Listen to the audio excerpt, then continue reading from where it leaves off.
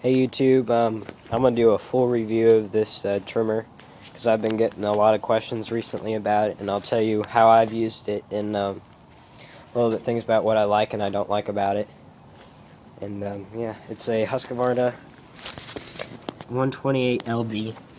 I don't know, it's 28 cc's probably. I'm going to start off by getting you a little information about Husqvarna. Husqvarna started off of its company and then was bought out by Electrolux. And then Electrolux spun off of Husqvarna in 2006, making Husqvarna AB. And Husqvarna owns John Sered, Pullen, Weed Eater, Partner, McCulloch, Red Max, which is Zehona or something, Zenoha, and Yazoo Keys. And also they own multiple construction equipment businesses. They make little excavators and stuff like that. So that hopefully will get something straight. Yes, Husqvarna does own Pullen, but their quality standards are completely different from Pullen. Like, you may find a Pullen with like similar looking features to it, but the quality in it is different. Yes, there are some exact copies, but I do not know of anything Husqvarna right now puts out on their floors for sale that's a completely copy of Pullen. There used to be, I don't know, back probably about 4 or 5 years ago, there was chainsaws. The 100 series, I believe, were the ones that, and maybe 200 series, I'm not positive, but they were copies of Pullens. But no chainsaws now are copies. So I'm going to get about this trimmer here. I'm going to start down here. This uses .095 string, the orange kind. I use Ace Hardware string. It's got little grooves in it, hopefully you can see that. And they act like little cutters, so act like a blade. And there's dual line head. It's a T25 or T30, not positive, head. And it holds probably about 20 feet of string. Or at least that's how much I measure and put in there. And it works by, when you hit the head on the ground, this button goes in and releases a brake inside, which allows the head to spool and come out. And then it cuts it off right there. You can see the blade right here. You probably want to sharpen that every now and then. Not very often. You won't need it.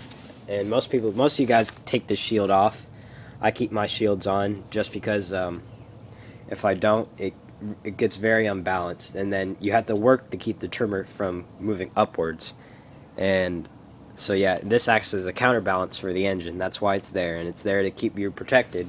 So I'd suggest keeping it on. And it keeps your legs from getting all grassy and stuff, but I know if you're working for a while, they end up getting grassy anyway. This is the gearbox. It is greasable.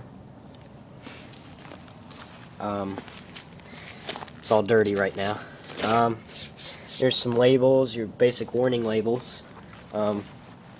This is a split shaft unit, so you can untwist that there, twist it, and then hit this little button right here, the spring-loaded button, and it pops right off. But I'm not going to do that right now. Doesn't wiggle or anything. It stays with the machine. It doesn't ever get loose. I haven't gotten it loose yet. Make sure you grease the insides of both shafts so they don't rust and they stay lubricated nice.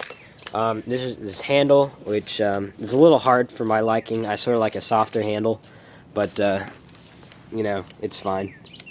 I usually wear gloves, so it doesn't make a difference anyway.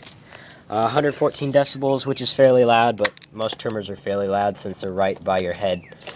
Some basic, there's your basic warning labels.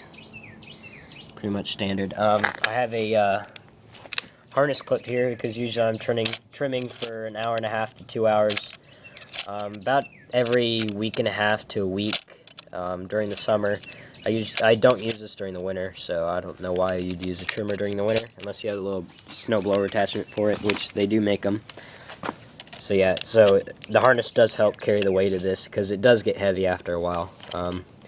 Some of you landscapers out there, which I'm no longer in the business of, you guys can vouch for having heavy equipment held for a long while. You got your spring-loaded on and off switch right here. It goes back automatically, so that's one less step you have to do on startup. You have your operator presence lever you got to hold down, and then you got this throttle down here. This is plastic. It's smooth to the touch. It's not that bad. There's your front end. There's the bottom end. There's your idle screw right there, and your high or low screw, which are the spline type, or whatever you want to call it, where you have to have the special screwdriver, which I don't have, but it runs fine. We'll take the air filter off here. You just unscrew this, and it has a felt type air filter. It sort of pops out of there like that. It's kind of oily, but that all helps. And it just pops back in.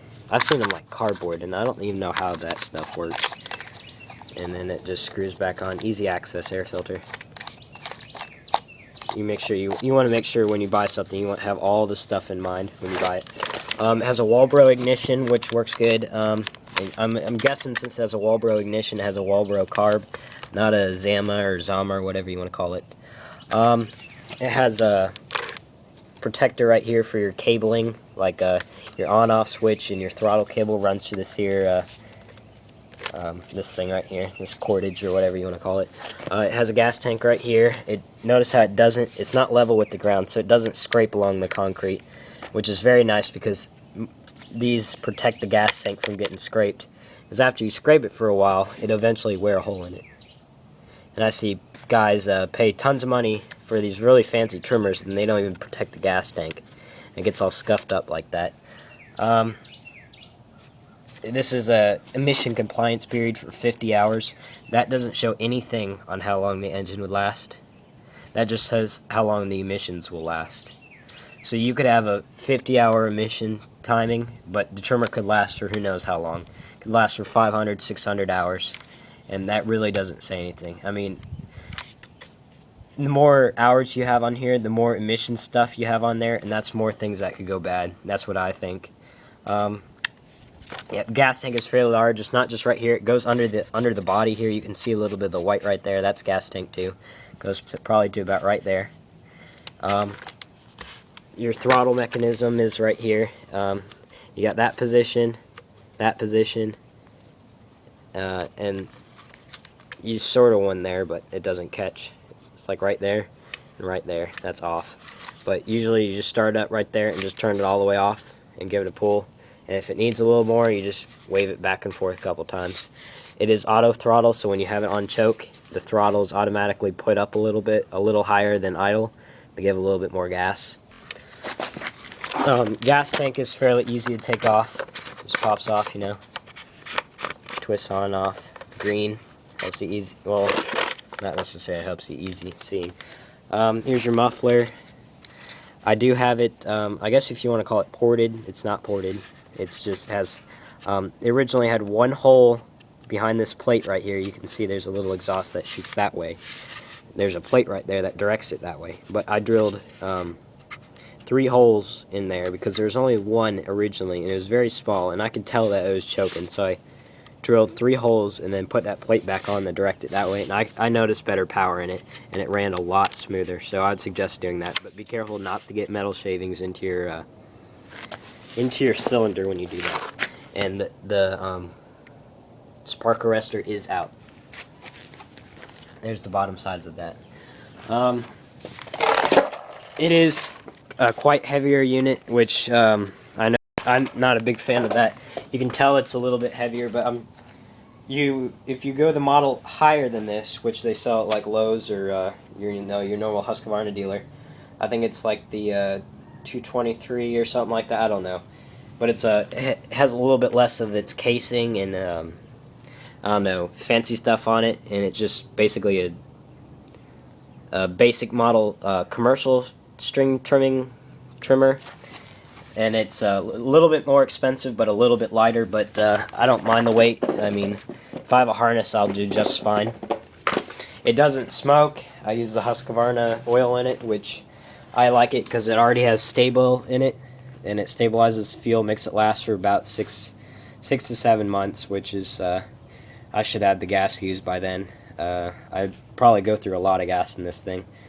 For the split shaft, I have an edger attachment for it and a brush cutter attachment for it. I don't usually use the edger attachment very often. I use the brush cutter a lot. And yeah, hope that cleared up some questions about what you had. I use this trimmer commercially for 2 years. I know it doesn't look like that. I try to take good care of my stuff. This is actually a different color than when it started because it's faded, because when it was outside sitting on like a trailer and stuff, it's faded colors. It's a little lighter than it was. And it was commercially used for 2 years, and then for the 2 years after that, including this year, it's just used for residential. And my residential is pretty commercial, I'd say. I mean, it's pretty big. I got a lot of stuff, but it's up to my standards. I mean, I wouldn't trade it for something else. It's great, unless I would upgrade. I would suggest Husqvarna. I mean, that's who I prefer. I mean, I don't hate against Stihl. I don't hate against any of the other brands. I like using different equipment than everybody else. I like being adventurous with brands I choose.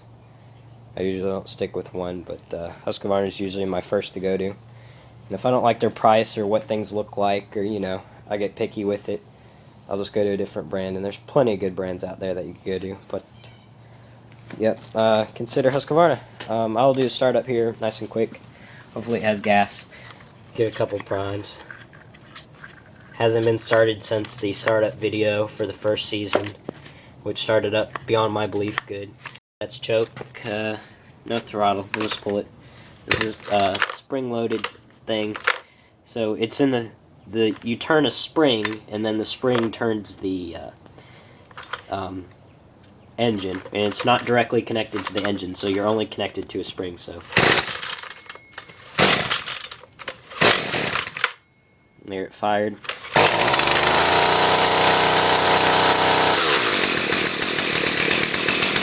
That's normally how it starts up. You can see that it goes into auto throttle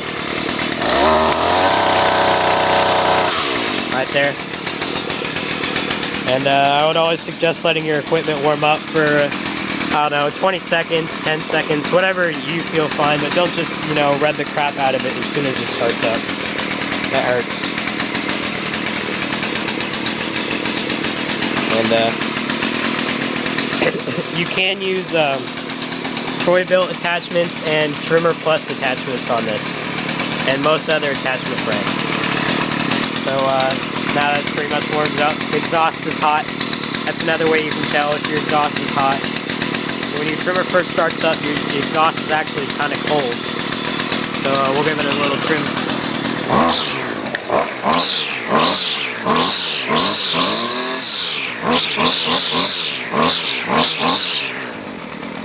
Plenty of torque.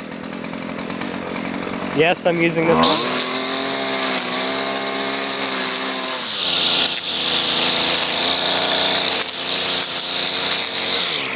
I'm using it about quarter throttle, and you can see how much torque it has. Just knocks those weeds right off.